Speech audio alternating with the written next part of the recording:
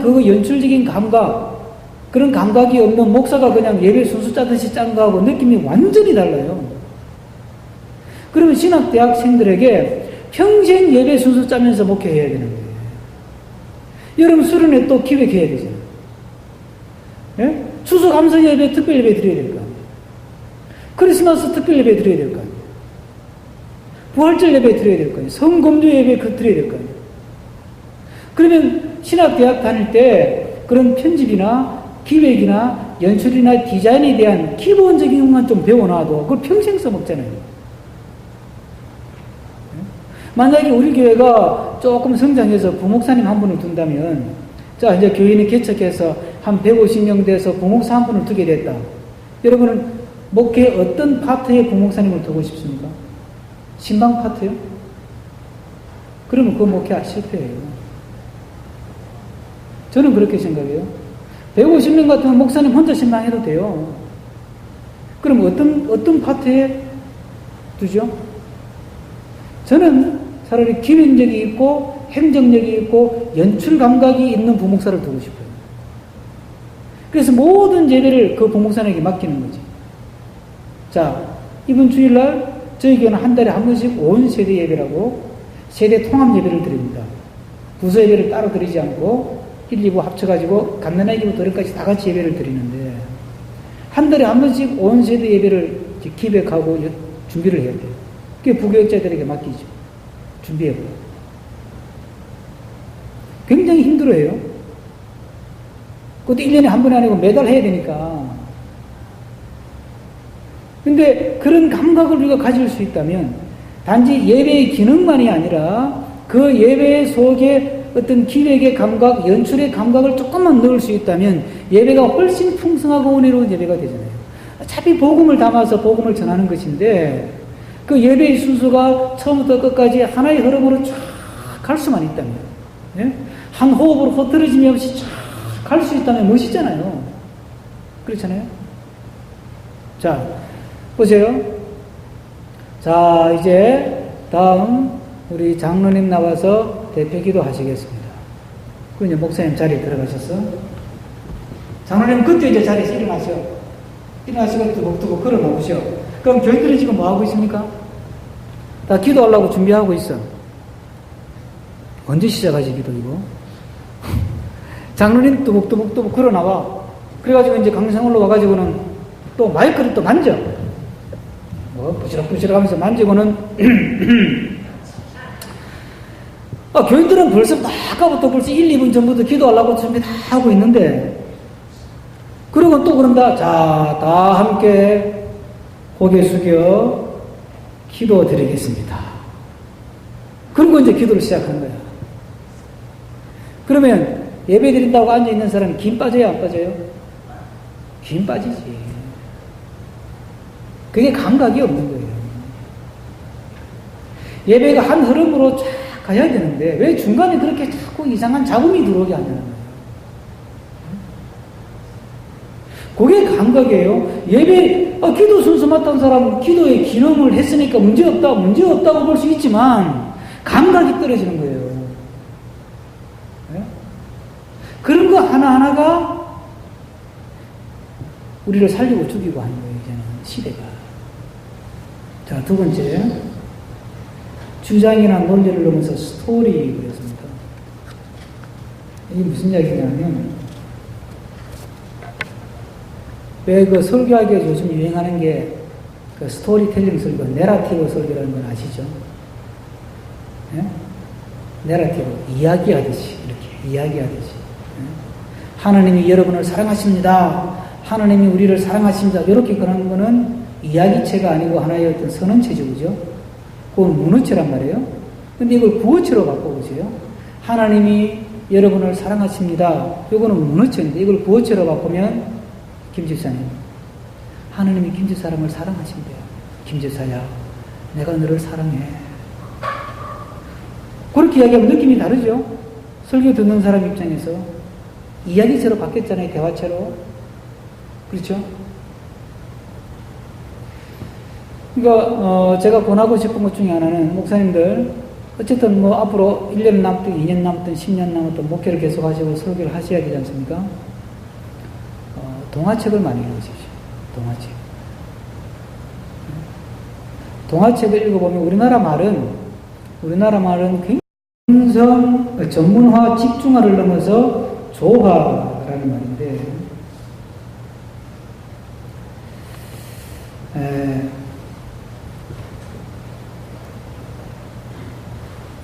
경영학에서 재미있는 실험을 한 게 하나 있습니다. 회사에서 어떤 일을 맡길 때 그 회사에서 가장 일을 잘하는 똑똑한 인재들 있죠. 그 인재를 가지고 한 팀을 딱 만들었어요. 그 다음에 또 한 팀은 하여튼 말썽꾸러기들, 하여튼 엉뚱한 짓 하고 이런 사람들 있잖아요. 이런 사람들을 한 팀을 만들어 놨어요. 그러니까 누가 봐도 요 팀은 드림팀이야. 아주 똑똑하고 일 똑부러지게 하고 그냥 헛소리 안 하고 착 일 맡았다 그러면 칼같이 착 하는 사람들 한 팀 만들어 놨고, 요 팀은 완전히 엉뚱한 짓 하고 하여튼 놀기 좋아하고 사고 치고 이게 뭉쳐놨으니까 완전 콩가루지 이거는. 그쵸? 그 회사가 두 팀을 만들어서 일을 딱 시켰어요. 어느 팀이 일을 더 잘했을까요? 사고뭉치 팀이 훨씬 일을 잘했어요. 왜 그랬냐 조사를 해보니까 이 팀은 머리 좋은 사람 모여가지고 지들끼리 머리 싸움 하다가 일이 진행이 안 돼요.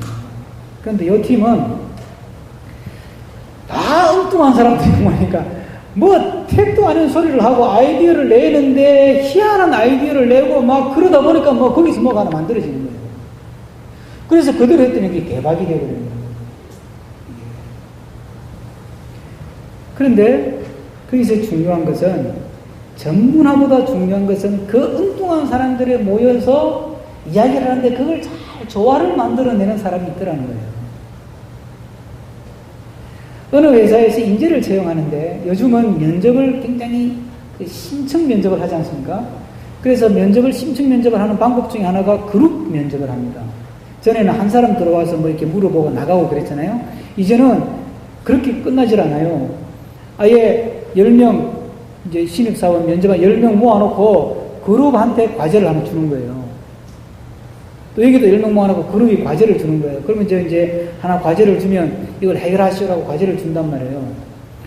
그런데 어떤 회사에서 면접을 하는데 하나의 그룹을 만들어서 과제를 주었어요. 의논하시오. 대안을 찾으시오. 방법을 찾으시오. 해결책을 찾아내시오. 그랬어요.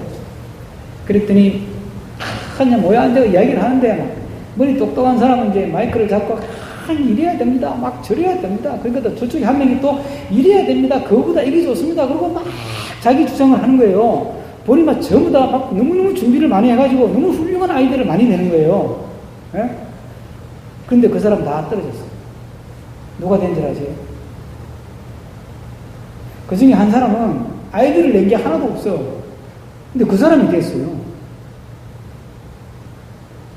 면접을 하는 동안 이 사람은 그 문제를 해결하기 위한 해결책을 낸 적이 한마디도 낸 게 없다니까요. 이 사람이 한 게 뭔지 아세요? 가만히 듣고 있다가는 뭐 한마디 하려고 그러니까 또 옆에서 또 막 이야기하고 뭐 그러는데 도저히 듣게 방법이 없는 거야. 그래서 가만히 듣고 있다가 도저히 머리로는 따라갈 자신이 없고, 그래서 잠깐 이래놓고는 조금 전에 우리 A씨가 이런 말씀 하셨죠? 네, 그렇다고. 또 그 말 듣고 B씨가 이런 말씀 하셨죠? 네, 그렇다고. 그 말 듣고 또 C씨는 또 이렇게 하자고 그랬죠? 네, 그렇다고. D씨는 아직 발언을 못 하셨죠? 네, 못했어요. 이번에는 D씨가 발언을 했죠. D한테 마이크를 줬어? 이게 D씨가 막 발언을 하는 거야. 다 하고 나니까, 자, 그러면 이제 E씨가 한번 해보죠. E씨한테 발언을 줬어. 그리고 이 사람이 한 건 뭐예요? 마이크 돌린 거예요. 자기는 아이디어를 낸 적이 없다니까. 예. 네. 자기는 아이디어를 내질 않았다니까요. 면접이 끝났어요. 회사에서 누굴 뽑았냐? 이 사람 뽑았다니까. 왜? 전문성도 좋지만 저렇게 잘 엮어내는 사람, 조화를 잘 이루는 사람, 저런 사람이 필요하다는 거예요. 시대가 그런 시대예요. 그러니까 목회도 마찬가지라는 거죠. 우리가 목회에서도 예? 새로운 것을 자꾸 만들어내고 뭐 이렇게 집 전문화 이런 것도 필요하지만은 우리에게 필요한 게 통합의 능력이에요. 한국 교회가 제일 문제가 되는 게 하나가 안 되는 거 아닙니까? 무슨 장로 교단이 300개가 넘는데 이게 말이 돼요? 똑같은 예수님 믿는데 똑같은 장로 교회인데 무슨 300개 교단이 되는데 뭐 한기총, 전기총, 뭐 기간단총 해가지고 무슨 뭐 연합회가 그러니 국가에서 볼 때도 좀 무서운 거야 이게. 한국 교회를 대표할 수 있는 기관이 없는 거예요. 하나가 되지 못해. 다 자기 잘났대. 이제는 통합의 리더십이 필요해요. 통합의 리더십. 합동이든 통합이든 합동이든 통합이든 어쨌든 통합의 리더십이 필요한 거예요. 정말 우리가 이게 목회도 마찬가지예요. 목회도 자 그러기 위해서는 목사님들도 좀 독서의 폭을 넓혀야 돼요. 내 것만 옳다 그러고 가지 말고 여러분 우리가 성경을 다 알지만 나만 성경 전문가예요? 그렇지는 않잖아요.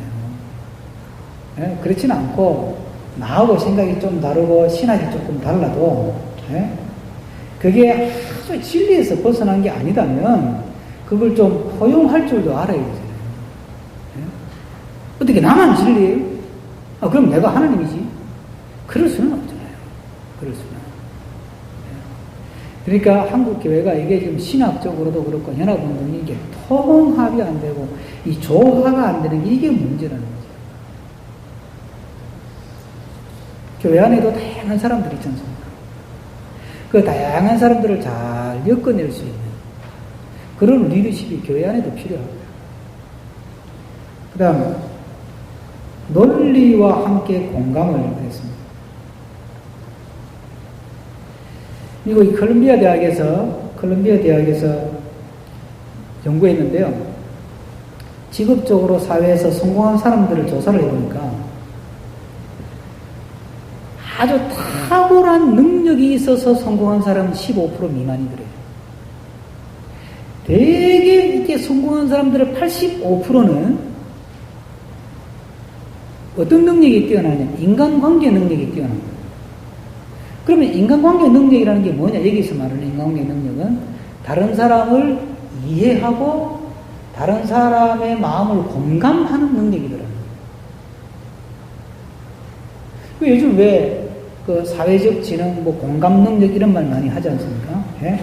그래서 뭐 이렇게 EQ란 말도 많이 하고 감성 지능 EQ, 예? 그리고 뭐 사회적 지능 SQ, 네트워크 지능 NQ 이게 다 같은 말이에요.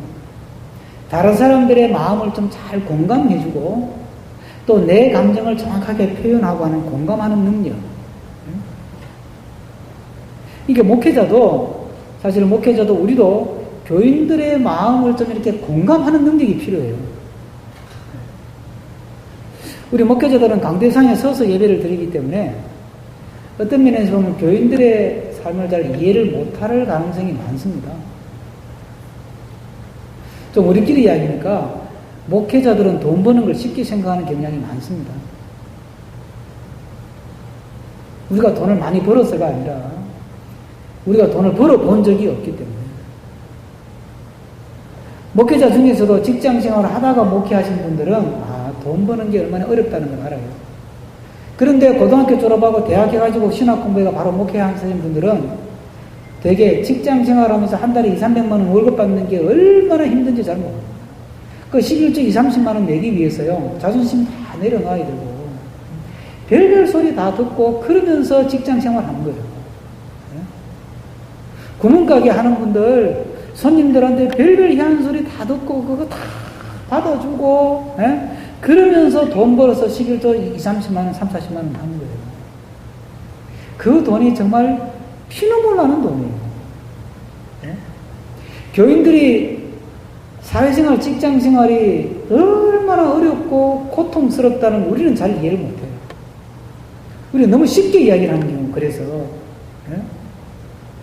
그런 걸 좀 공감하는 능력이 필요해요. 우리도. 저도 기질적으로 사람이 보기에도 차갑게 보이잖아요. 눈도 작고. 그래서 이게 참 노력을 하는데, 저도 그런 노력을 해요. 의도적으로 거울 앞에 서서 일부러 이렇게 웃어보기도 하고, 이 인상이 차가우니까. 차가우니까 마음이 따뜻해서 느낌이 일단 목사님은 굉장히 차가워 보이고, 그러니까 좀 불리하잖아요. 그러다 또 음성도 또 이렇게 좀 음성이 굵직하면 좀 사람이 푸근한 느낌이 드는데, 저는 음성조차도 스테레오가 아니고 모노 음성이, 이게 날카로워요, 음성이. 그래서 저는 이렇게 교회 이게 방송하는 그 방송팀에 하여튼 베이스를 좀 많이 넣어라. 소리를. 하여튼 뭔가 이렇게 교인들이 우리 목사님이 나를 많이 이해해준다, 공감해준다. 그런 느낌이 우리 교인들 마음속에 생기도록 해야 돼요. 목회는 공감 없이 안 되잖아요. 예수님이 잃어버린 양 한 마리를 찾아가는 게 그게 공감하는 능력 아닙니까? 그 양이 얼마나 힘들까? 그 양이 얼마나 무서울까? 그 양이 얼마나 지금 외로울까? 그래서 99마리 양을 두고 그 양을 찾아가는 거 아닙니까? 아픔에 대한 공감의 능력이 없이 어떻게 목회를 하겠어요? 이 시대 자체도 그럴 뿐만 아니라 정말 하나님께서 우리에게 요청하는 능력이 논리적으로 앞뒤가 딱 들어맞게 딱 부러지게 하는 것도 필요하지만 또 때로는 공감하는 것. 호세아 선지자 같은 그런 마음이 필요하다는 거예요. 저희 제비기도가 있잖아요. 이제 한 장씩 쭉 하는데 호세아서 끝나고 요엘서 끝나고 아모스서가 오늘부터 시작을 했어요. 우리가 아는 것처럼 아모스는 공의의 정의의 선지자잖아요. 그러니까 막 찔러도 피도 안 나는 그냥 공법을 물같이 정의를 하수같이 똑바로 믿어라 이렇게 나가는 거고, 호시아서는 뭐예요? 읽어보면 잘못을 지적하는데 잘못을 지적하는 것으로 끝나지 않고 호시아는 꼭 끝에 붙이는 말이 있어요. 그럼에도 불구하고 주님은 긍휼을 베푸시고 인애가 크시고 자비가 많으시고 용서하시고 돌아오기를 기다리신다. 똑같은 선지자인데 호세아는 심판한다 이러고 끝나요. 아모스는. 근데 호세아는 죄를 지적하고 나서 하나님은 긍휼이 많으시고 인자가 크시고 지적해야죠. 죄에 대한 지적이 없이 십자가 얘기를 어떻게 하겠습니까? 그렇지만 또 저의 긍휼과 그 죄를 향한 하나님의 십자가의 긍휼과 사랑과 용서가 있듯이 정말 우리의 설교나 우리의 목회에도 그런 공감하는 그런 것이 설교 속에 교인과 만나서 상담하고 대화하는 것 속에 또 신방 가운데 그런 것이 녹아 들어가고 교회의 어떤 시설에도 그런 게 녹아 들어가야 되는 거죠. 또 교회 무슨 그 의견을 나눌 때 교인들이 정말 이렇게 좋은 아이디어를 내고 그거 좋겠다 그걸 받아주고 그게 다 공감하는 거잖아요. 저희 교회는 멀리서 다 교인들이 오는 교인들이에요. 대부분이. 구역을 아무리 해도 안 되더라고요. 한 3년을 이렇게 해도 안 되고 저렇게 해도 안 되고 연말만 되면 제 머리에 그냥 굉장히 큰 스트레스가 구역을 어떻게 편성하느냐. 도저히 안 돼가지고 젊은 집사님들을 풀러 모았어요. 그냥 나 도저히 못하겠다. 여러분들의 아이디어를 한번 내봐요. 그랬더니 자기들끼리 모여가지고 한참 의논하더니 한 달쯤 지나가지고 저한테 왔어요. 목사님, 주일날 오후 예배를 꼭 드려야 됩니까? 이러더라고. 저를 보고. 이거 왜 그러느냐? 저희들이 이제 주일날 오후에 3시에 예배를 드리다가 주중에는 성경 공부 없다 그랬잖아요, 저희들은. 그러니까 성경 공부할 시간이 너무 없더라고요. 그래서 주일 오후에는 제가 성경 공부를 했어요. 강의를 한 1시간 이렇게. 장세기부터 쭉 풀어가면서 했는데, 목사님 주일 오후에 꼭 그렇게 다 같이 모여서 예배를 드리거나 성경 공부 꼭 그렇게 해야 되느냐고. 그래서 왜 그러느냐 이랬더니, 자기들이 의논을 해보니까 다들 집이 산지사방이 흩어져 있어가지고 구역 자기들이 생각해도 답이 안 나온다는 거예요. 그러니까 주일 오후에 오전에 예배를 드리고 점심 먹고 오후에 구역 모임 하면 안 됩니까? 그러려면 주일 오후 예배가 없어져야 되잖아요. 이제 교인들이 그게 부담이 되는 거지. 그래서 제가 그 말을 가만히 듣고, 솔직히 요거는 이제 비하인드 스토리. 이거 녹음을 또 하시는 게. 바로 답을 안 했어요, 제가. 괜히 고민하는 척 했지. 왜, 주일 오후에 지금 예배를 하나 없애야 되는 거니까. 이거는 좀 내가 좀 생각하고 기도해 봐야 되겠다. 그리고 뜸을 들였어요. 그러고 한 달 좀 뒤에 불렀어요. 다 오라 그래가지고.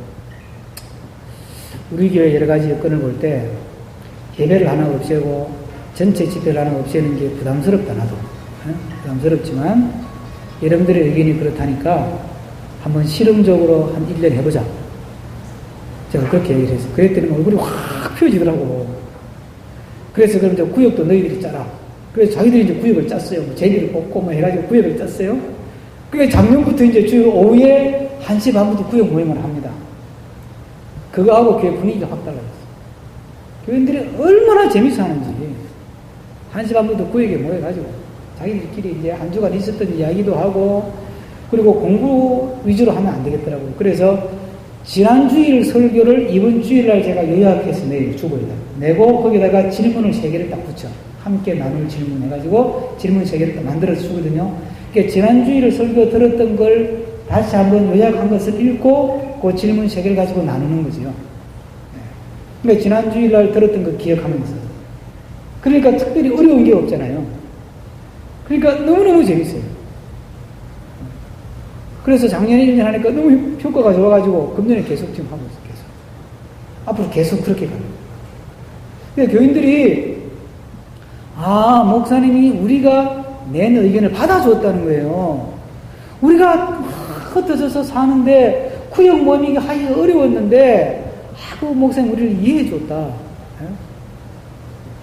하여튼 우리가 진리를 훼손하지 할 수는 없지만 목회에 있어서는 목회자가 공감하고 이해하고 받아주는 그런 감각이 좀 필요하다는 거죠. 진지함과 함께 즐거움을 그랬습니다. 이건 제가 첫 시간에도 제가 잠깐 말씀드렸는데 정말 예수 믿는 게 재밌는 거예요. 사실은 원래는. 세상에 예수 믿는 것보다 더 재밌는 건 없어요. 그 믿으시죠? 우리가 그 재미를 놓쳐서 그렇지.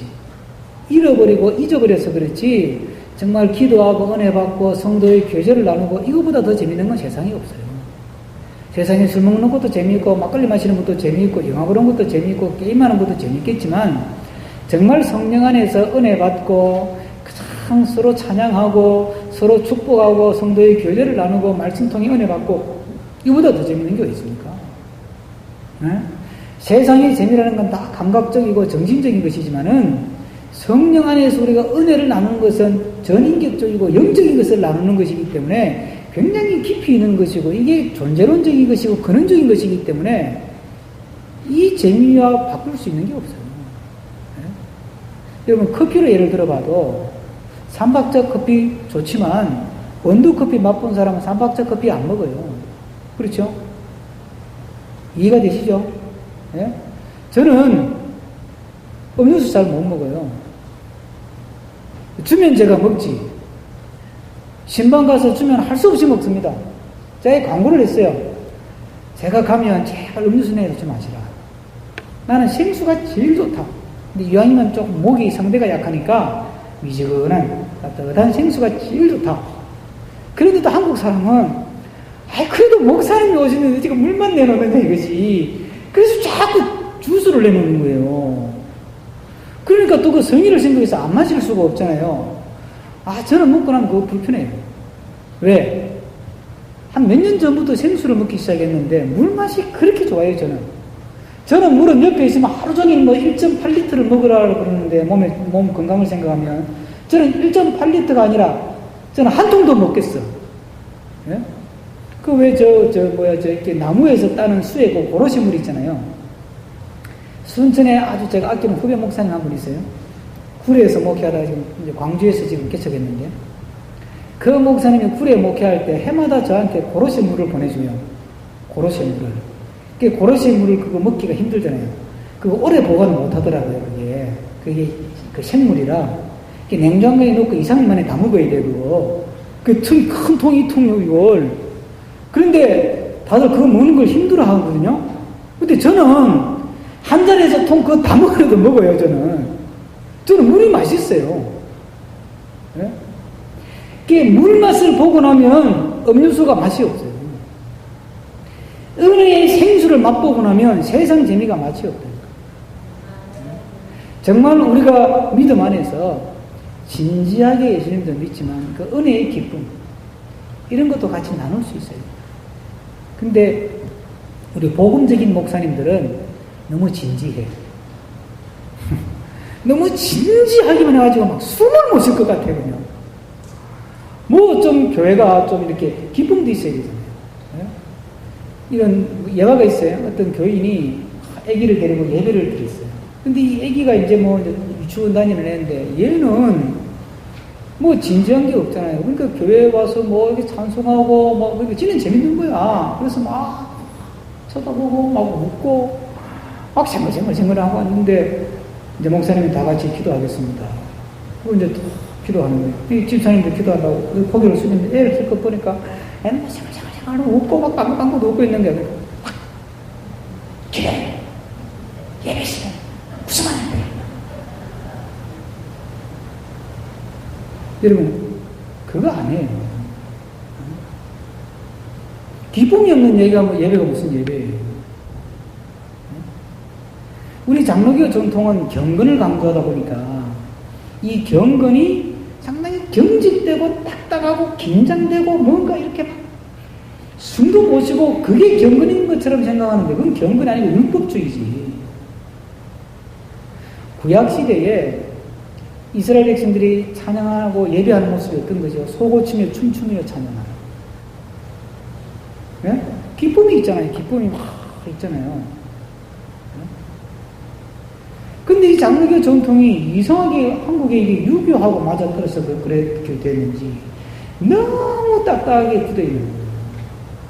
너무 이렇게 해가지고 막 너무 가는 것도 저는 문제가 있다고. 아까 말씀드린 것처럼 예전이 다 없어진 이것도 문제지만 너무 진지하기만 한 것도 문제라는 거예요. 자, 그 다음에 또 웃자 그러니까 완전히 막 설교를 개그처럼 하는 분이 있던데 저는 그건 안 돼요. 설교는 만담이 아닙니다. 그리고 설교하면서 욕 섞어가지고 하고 저는 그건 절대 안 됩니다. 여러분 사모님들 생각해 보세요. 자, 저런 목사님 생신이라 아주 교인이 또 우리 목사님 건강을 생각해서 요즘 뭐 목사님 얼굴에 헬스가다 그래서 전복을 선물해 줬어. 그 사모님이 있는 솜씨 없는 솜씨를 다 버려가지고 전복으로 맛있는 요리를 만들었어. 그러면 어떤 그릇에다가 담아내 놓으실 거예요? 노광단지에다가 담아내 놓으실 거예요? 집에 있는 그릇 중에서 어떤 거요? 제일 좋은 그릇에 담아낼 거 아니에요. 세상에 가장 귀한 진리의 복음을 전하면서 왜 욕에다가 담아내는 거예요? 네? 왜 욕그릇에다가 담아다가 복음을 전하려고 그래요? 세상에. 복음이 그거밖에 안 되는 거예요? 만담거리밖에 안 되는 거예요? 그건 아니에요. 아무리 좋다고 선한 건 아니에요. 듣기 좋다고 그것이 반드시 선한 건 아니에요. 진리는 진리를 담는 그릇이 필요하죠. 즐겁게 하더라도 우리가 소위 말하는 하이 개그라는 게 있잖아요. 좀 고상하게 웃을 수 있는 방법이 얼마든지 있지 않습니까? 왜 거기다가 육자백이 섞어가지고, 욕도 섞어가지고, 또 뭐, 희한한 뭐, 이렇게 여성들도 이렇게 막 비하시키는 발언을 해가면서, 옛날에 한국 교회가 수준이 낮을 때 이선석 목사님 세대에 인연아 복 받아라! 그러고 지금 그 시대가 아니잖아요. 그런데 지금도 그렇게 목회하는 목사들이 있고, 지금도 그렇게 하는 목사들이 무슨 영성훈련한다고 떠들고 대고, 그게 먹히는 게 저는 기가 차요. 그게. 그런 거는 조심해야 되겠지만, 뭔가 목회가 진지함만 있는 것이 아니라, 신령한 기쁨이 있고, 신령한 노래가 있고, 신령한 춤이 있고, 신령한 재미가 있는, 그러기 위해서 우리가 더 깊이 기도하고 연구하고 나갈 때, 하나님께서 그렇게 예배를 통해서 성도의 교제를 통해서 우리의 목회를 통해서 교인들이 신령한 기쁨을 누리게 하실 줄로 믿습니다. 여섯 번째가 뭐냐면 풍요를 넘어 의인입니다. 풍요를 넘어 의인. 제가 그런 아이를 읽어드릴게요. 인터넷에 나온 글입니다. 제가 인용해온 글인데 대학을 나와서 대기업에 바로 들어가 결혼해서 아들, 딸 하나에 집도 차도 있고 현금도 조금 있고 직장도 아직까지 안 잘리고 다니고, 결혼 15년 된 집사람은 전업주부이고, 애들은 공부 잘하고 건강하고 똑똑하고, 우리 부모님 건강하시고, 자기 경제력이 있어 도움을 받았으면 받았지 도움 주진 않고, 형제들도 다 자기 일 잘하고 건강하고 경제력이 있어 민폐 안 끼치고 다 나보다 좋다. 그 다음 말이 먼저죠. 그런데 사는 재미가 없다. 이게 현대인들의 고민이라니까. 다 가졌는데 왜 사는지 모르겠고 사는 재미를 모르겠다. 제가 첫째 주에 말씀드린 거죠, 그죠? 네? 현대인들은 진짜 기쁨을 찾아다니고, 현대인들은 진짜 사는 삶의 의미를 찾아다니고, 그래서 인문학 열풍이 불고 이러는 거거든요. 네? 추억을 찾아서 옛날 노래 듣고, 뭔가 허전하니까. 네?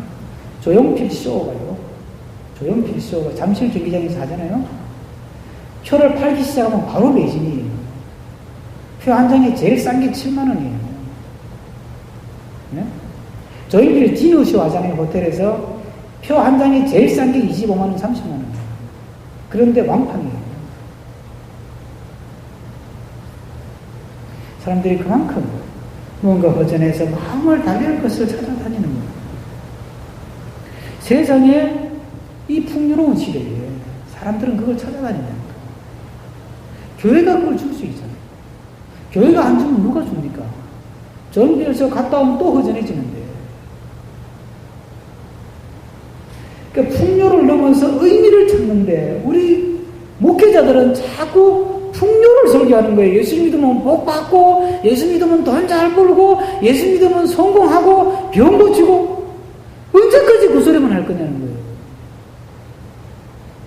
정말 진정한 의미 있게 살고, 진정 보람 있게 살고, 참된 기쁨을 누리고 사는 길이, 예수 믿고 사는 길이, 이게 복음 안에 있다. 네? 정말 은혜 받고 진리에 붙들고 말씀에 붙들리고 십자가에 붙들리고 예수님께 붙들리면 여기에 진정한 삶의 기쁨이 있고 의미가 있고 보람이 있고 재미가 있고 신난다. 네? 여러분, 순교자들이 순교할 때, 칼에 맞아 죽을 때 인상 쓰고 죽었을까요? 웃으면서 죽었을까요? 네? 성경에 나오잖아요. 스데반에 돌 맞아 죽을 때 인상 쓰고 죽었습니까? 웃으며 죽었습니까? 얼굴이 천사가 죽었다. 하나님의 영에 붙들리면 돌 맞아 죽어도 얼굴이 천사가 된다. 어디에서 세상 어디에서 이런 기쁨과 이런 보람과 이런 의미를 찾을 수 있어요? 오직 하나님의 은혜만이 주실 수 있는 줄로 믿습니다. 그게 우리가 줘야 될 거거든요. 그러기 위해서는 우리 안에 그런 확신이 있어야 되고 우리 안에 그런 풍요로움, 세상적인 풍요로움을 뛰어넘어서 진정한 기쁨과 삶의 진정한 의미가 진정 보람이 이 복음 안에 있다는 확신이 우리 안에 있어야 돼요. 마지막으로 한 10분 남았는데 이제 요 6가지가 다니엘 핑크가 한 이야기입니다. 한 이야기고 이제 목회자들이 또 준비해야 될 것 중에 하나가 이제 100세 시대를 살아야 되는데 한국계 목회자들이 굉장히 열악합니다. 생활이 굉장히 열악합니다. 통계를 낸 거 보면 한 달에 교회에서 120만 원 이하로 사례비를 받는 분이 46%예요. 180만 원 이하의 사례비를 받는 목사님이 65%가 넘어요. 180만 원 이하. 300만 원 이상 받는 목사님이 6%밖에 안 돼요. 여러분 가운데 교회에서 사례를 300만 원 받는다면 교회 크기와 관계없이 6% 안에 들어가는 거예요. 근데 우리 살아보지만 2, 300만 원 가지고 애 키우면서 공부시키면서 살기 어려워요. 도시에서는 불가능해요. 시골은 모르겠습니다. 제가 한번 살아보지 않았어요. 도시보다는 조금 적게 들겠죠. 그래도 쉽지 않으리라고 생각해요. 특히 목회자는 교회 헌금 내는 게 많고 그렇지 않습니까? 그러면 당장 먹고 살 게 없기 때문에 노후 준비를 할 수가 없어요. 경제적으로 보통 어려운 문제가 아닙니다. 그래서 지금 은퇴한 목사님들이 노숙자로 전락에 있는 목사님들이 1000명이 넘는다, 2000명이 넘는다 이런 말들이 나오잖아요. 앞으로는 더 할 거예요. 근데 이 대책이 없어요. 대책이. 이 부분에 대해서 하나님 알아서 하시겠지. 우리끼리 여기가 딱 까놓고 말씀을 드리면 큰 교회 목회하셨던 분들은 목회하면 걱정 없어요. 그런데 대다수의 목사님들 어림잡아 60% 내지 70%의 목사님들은 은퇴하면 다 비밀이에요. 하나님이 알아서 하시겠지? 몰라요. 제가 볼 때 그거는 하나님께 맡기는 문제가 아니고 내가 준비해야 되는 문제라고 생각해요. 지혜롭게. 그렇다고 목사가 지금부터 돈을 뽑을 수도 없고 이게 우리의 고민이에요. 그러니까 교단 차원에서 준비하든지 하여튼 준비를 해야 되는데 이제 그런 고민들을 좀 함께 생각하면서 제가 오늘 이 시간에 목회자의 은퇴 이후에 노후 준비를 다 말씀드릴 수는 없고요. 뭐 다음에 기회가 있으면 그것만 가지고도 하루는 말씀을 드려야 될 테고 이 말씀 원론적인 말씀을 드리고 싶은 겁니다. 노후 준비를 꼭 하시라고. 근데 세 가지를 준비하셔야 돼요. 기본적인 거 세 가지. 아주 기본적인 것만 제가 말씀드리면 첫째가 뭐냐면 노후 준비 첫째가 노후 준비의 3종 세트예요. 첫째가 뭐냐면 일단은 건강이에요. 아니 나이는 지금 100살까지 살아야 되는데 골골하면서 100살 살아봐야 이게 참 공은 아니에요. 공은. 그렇죠? 건강하세요. 이건 돈 드는 게 아닙니다. 지금부터 건강관리를 열심히 하세요. 좀 적게 먹고 많이 움직입니다. 목사들은 특히 움직이는 양이 적기 때문에 적게 드세요. 저는 아침 저녁으로 탄수화물을 안 먹습니다. 제 나름대로 노력입니다. 점심 때만 탄수화물을 먹습니다.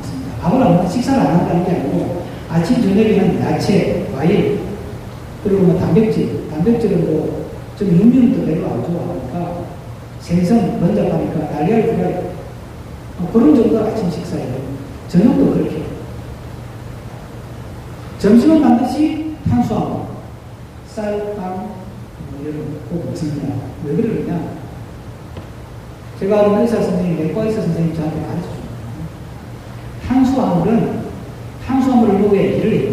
탄수화물이 에너지원이 되거든요. 그러니까 운동하는 사람이나 육진운동 하는 사람은 탄수화물, 밥이나 빵이나 면을 반드시 먹어요. 그거 안 먹고 하면 쓰러져요. 그런데 우리나라는 그동안에 농경사회였기 때문에 밥심으로 산다는 말이 그래서 나온 거예요. 밥이 탄수화물이 대표적인 거 아닙니까? 그걸 먹어야 먼밭에 나가서 일을 합니다. 가정주부들이 밥심으로 산다. 그걸 먹어야 빨리 하고, 그 노가다잖아요. 이게 중노동이니까. 그런데 목사님들 같은 경우는 사실 육진노동 별로 안 하잖아요. 그런데 아침에도 밥 먹고 에너지 남아. 점심 밥 먹고 또 남아. 저녁 밥 먹고 또 남아. 그리고 탄수화물은 에너지로서 남는 거는 전부 다 기름이에요. 지방이에요. 그게 뱃살로 가요. 그래서 의사 선생님이 탄수화물 양을 줄이시요. 그래서 아침 저녁으로는 탄수화물을 안 먹는 거죠. 야채만 먹어도 야채 안에 기본적인 탄수화물이 들어있어요. 그래서 탄수화물이 있어야 머리를 쓰거든요. 탄수화물이 에너지니까. 그래서 밥을 먹어야, 공부할 때는 아이들 아침에 밥을 먹어야 머리가 돌아간다. 그 말이 그래서 나오는 이야기인데 걱정할 필요 없습니다. 야채를 먹고 과일만 먹고 단백질만 먹어도 달걀 속에 단백질만 있습니까? 그렇지 않아요. 달걀 속에도 탄수화물이 약간의 탄수화물이 있고 야채에도 탄수화물이 있습니다. 그래서 목사가 쓰는 머리 정도 쓸 정도의 탄수화물이 충분해요. 그래서 그래서 제가 이제 한 6, 7년 넘었습니다. 그렇게 하지. 처음에 한 2달은 힘들더라고요. 이렇게 탄수화물 먹다가 안 먹으니까 몸이 빠져가지고 한 2달 지나니까 아무 문제 없어요. 이건 제가 쓰는 방법인데 어쨌든 건강 유지하고요. 건강 유지하세요. 건강에 못해도 하시잖아요. 노후는 더 심각해요. 이게. 아니 나이 들어가지고 병들어도 어떡할 겁니까? 누가 책임집니까? 심하잖아요. 두 번째 그냥 돈이 있어야 돼요. 몸 건강한데 돈 없으면 그 건강 어디다 씁니까? 그래서 하여튼 그 교단마다 왜 이렇게 목사님들 교단 연금제도 같은 게 있잖아요. 퇴직연금, 그죠? 그런 거 준비하세요. 조금씩이라도 벌어져야 돼요. 이 돈에 있어서는요, 돈을 준비하는, 노후생활을 위한 돈을 준비하는 3종 세트가 있어요.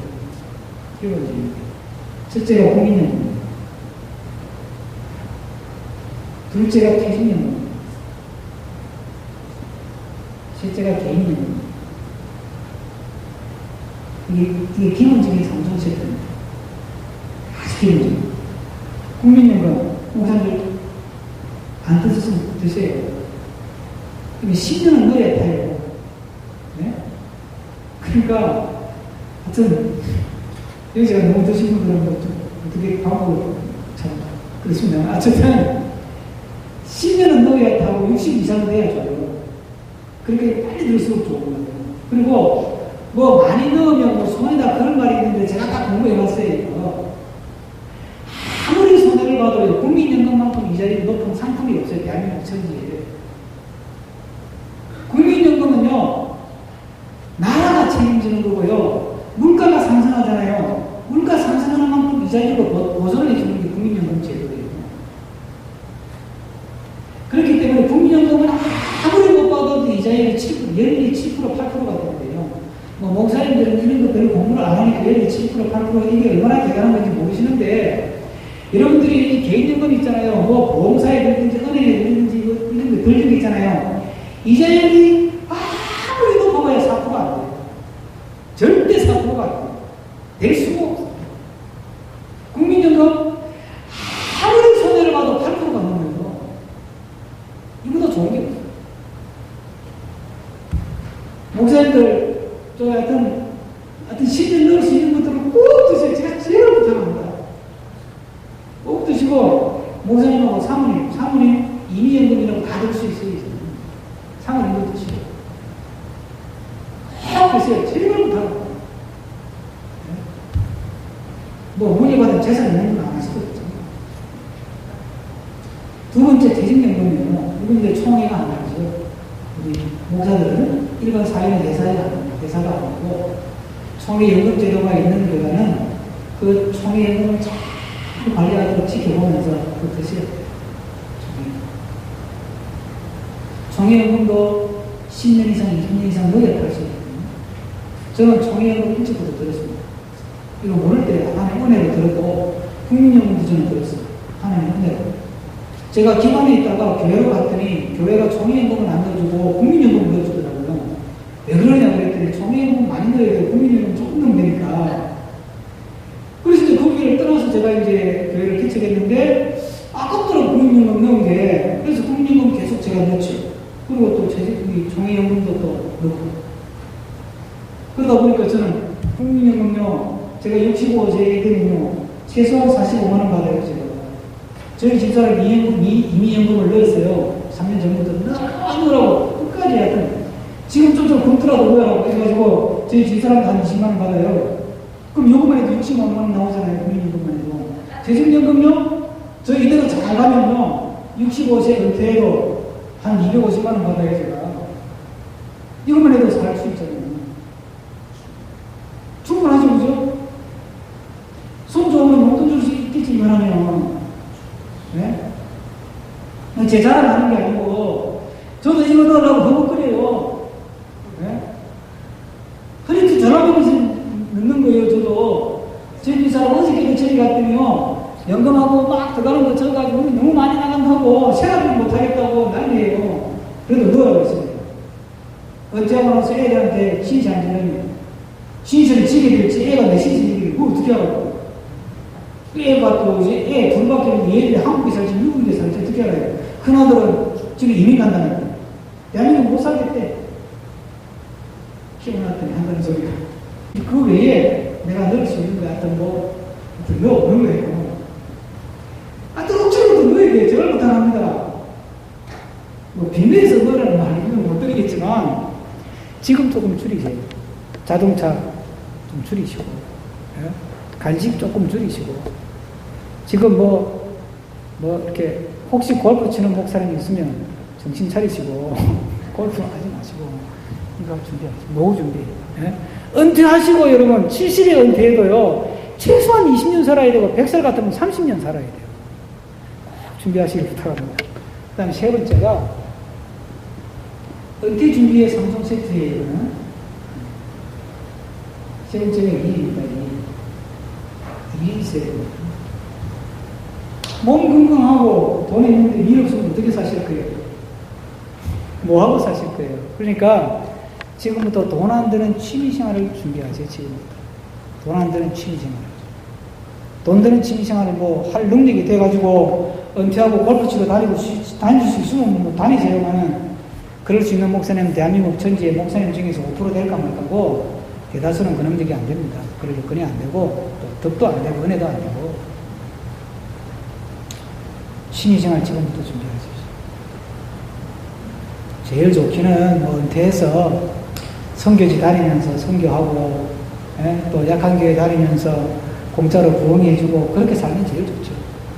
제일 좋지만 하여튼 그러려면 그럴 수 있는 능력을 준비하셔야죠. 어쨌든 은퇴하시고 나서 뭐 할 것인지 준비하십시오. 지난 주말에 제가 잘 아는 목사님, 제가 형님을 부르는 목사님인데 내년에 은퇴하는데 65세, 자기는 조기 은퇴한대요. 건강해요. 그죠, 형님?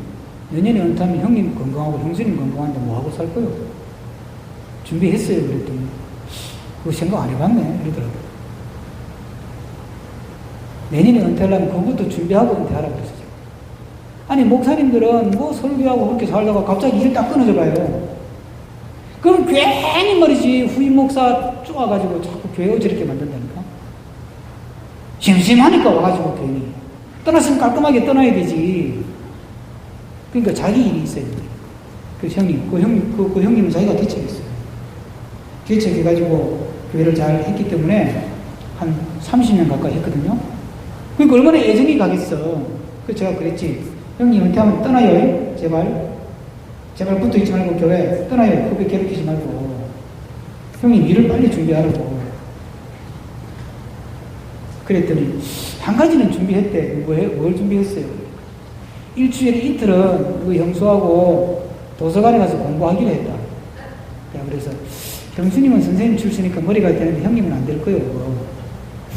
도서관에 하루 버티는 것도 보통 힘든 게 아닌데 조합은 이틀은 그렇게 한다고 치고 그럼 주일을 빼고 사흘 남았는데 또 사흘은 뭐 할 거예요? 가만히 생각하더니 한 이틀은 봉사활동하러 갈까? 맨날 대접만 받다가 갑자기 봉사활동이 돼요, 그게. 지금부터 그러면 빨리 봉사할 단체 하나 정해가지고 1년 동안 열심히 나가서 연습을 하라고 지금부터. 그랬더니 알았다. 너무 좀 쪼그지 마라 이러더라고. 여러분 이거 심각하게 들으시기 바랍니다. 세 가지 준비하십시오. 건강. 그 다음 어쨌든 얼마라도 노후 자금을 준비하십시오. 애 뒷바라지 한다고 다 쏟아붓지 마시고. 네? 자녀 보험 시대는 끝났어요. 자녀는 보험이 안 돼요, 이제는. 네? 그 다음에 셋째, 할 일을 찾으십시오. 그거 지금부터 준비하세요. 그때 되면 되겠지. 안 됩니다. 지금부터 꼭 부탁드리고 싶습니다. 예. 여기까지. 예? 지금부터라도 하여튼 좀 길을 쓰고 준비를 하십시오. 70까지는 목표를 하시고, 지금부터라도 준비하십시오.